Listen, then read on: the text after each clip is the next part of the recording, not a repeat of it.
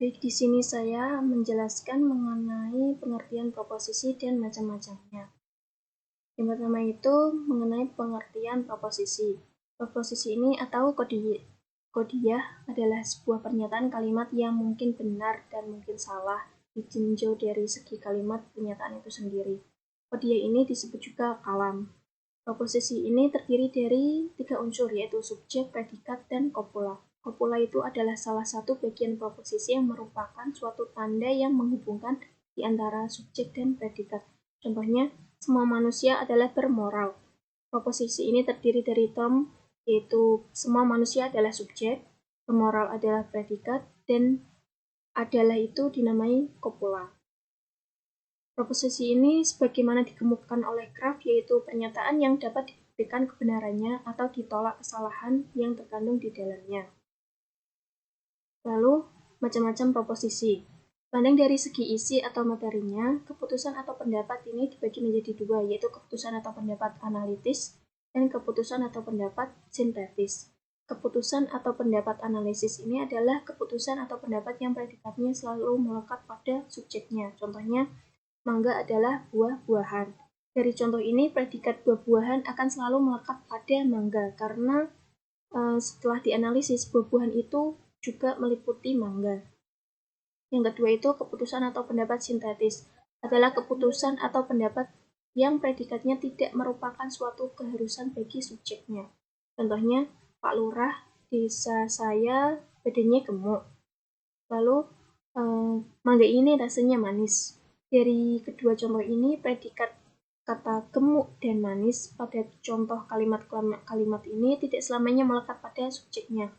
Karena boleh jadi Pak Lurah itu karena jatuh sakit badannya jadi kurus.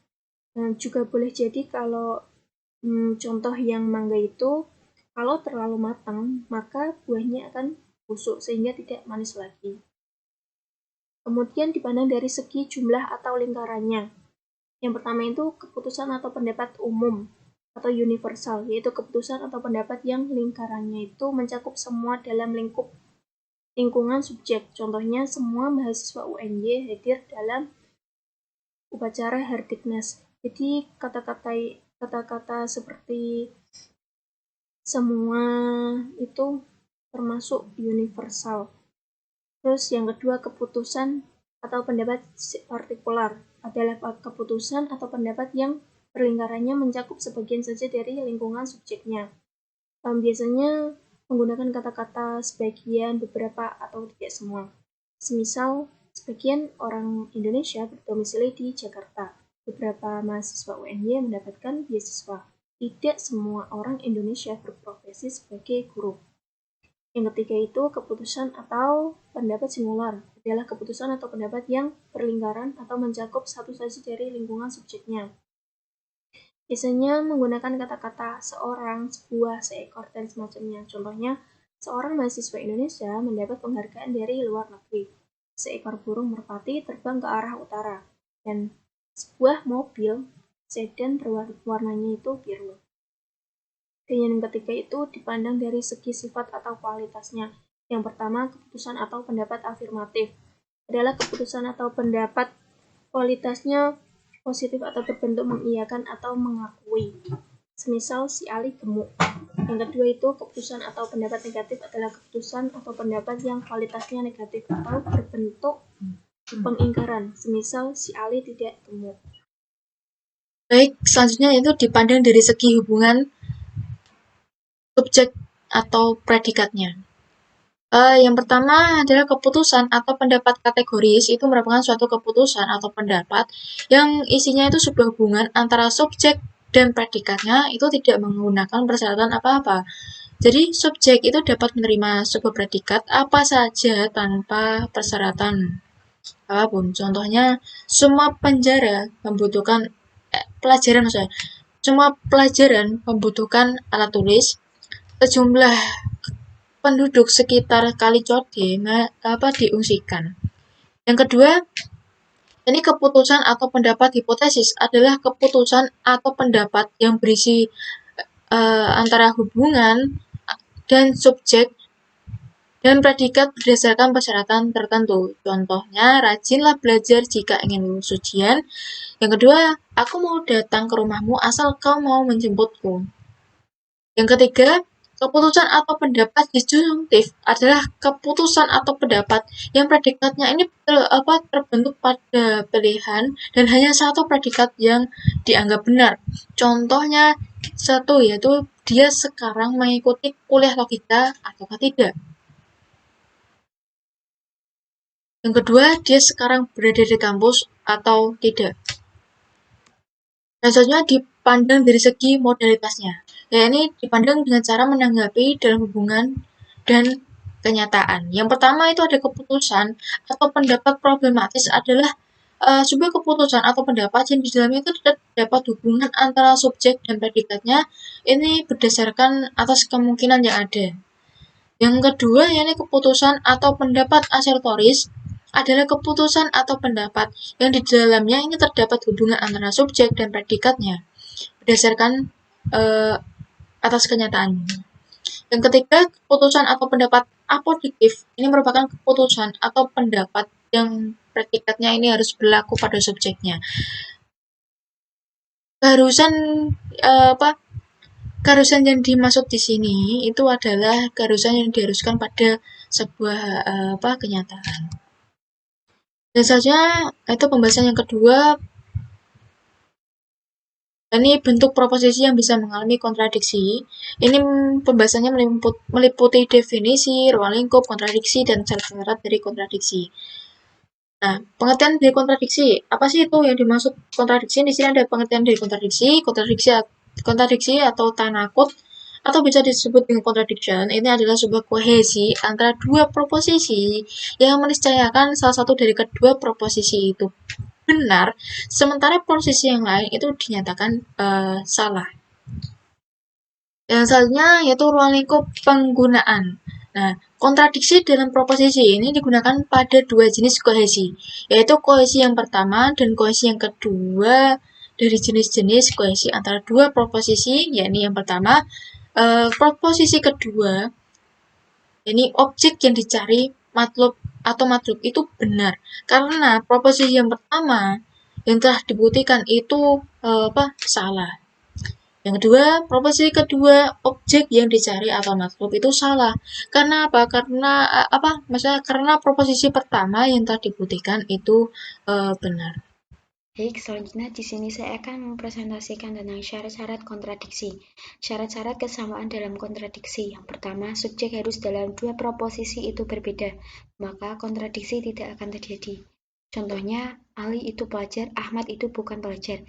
Kedua proposisi ini tidak saling berkontradiksi karena subjeknya yaitu Ali dan Ahmad berbeda. Jika dinyatakan bahwa Ali itu pelajar dan Ali itu bukan pelajar, maka terjadi kontradiksi di antara dua proposisi tersebut. Yang kedua, predikatnya harus sama. Jika predikatnya dalam dua proposisi itu berbeda, maka kontradiksi tidak akan terjadi. Contoh, Zaki itu pelajar, Zaki itu bukan pengajar. Kedua proposisi ini tidak saling berkontradiksi karena predikatnya yaitu pelajar dan pengajar berbeda. Jika dinyatakan bahwa Zaki itu pengajar, maka terjadi kontradiksi di antara dua proposisi tersebut. Yang ketiga, waktunya harus sama. Jika waktunya dalam dua proposisi itu berbeda, maka kontradiksi tidak akan terjadi. Contoh, matahari itu terbit pada pagi hari. Matahari itu tidak terbit di malam hari. Kedua proposisi ini tidak saling berkontradiksi karena waktunya yaitu pagi hari dan malam hari. Berbeda ya.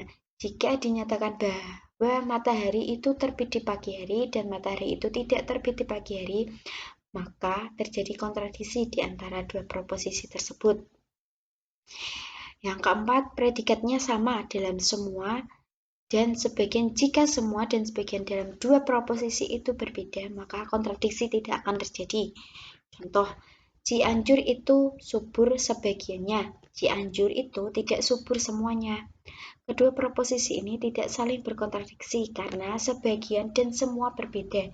Jika dinyatakan bahwa Cianjur itu subur semuanya dan Cianjur itu tidak subur semuanya, maka terjadi kontradiksi di antara dua proposisi tersebut.